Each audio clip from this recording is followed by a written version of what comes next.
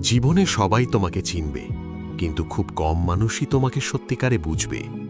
ভগবান শ্রীকৃষ্ণ আমাদের শিখিয়েছেন, জ্ঞান বড় নয়, বোঝাপড়া বড়। কুরুক্ষেত্রের মাঠে অর্জুন যখন ভেঙে পড়েছিল, তখন কৃষ্ণ বলেছিলেন, কর্ম করো, ফলের চিন্তা করো না, কারণ তোমার কাজই তোমার পরিচয়, ফল নয়। আজ তুমি যত কষ্টে থাকো, যত মানুষ তোমাকে ভুল বোঝে, মনে রেখো, সত্য একদিন নিজেই নিজের প্রমাণ দেয়।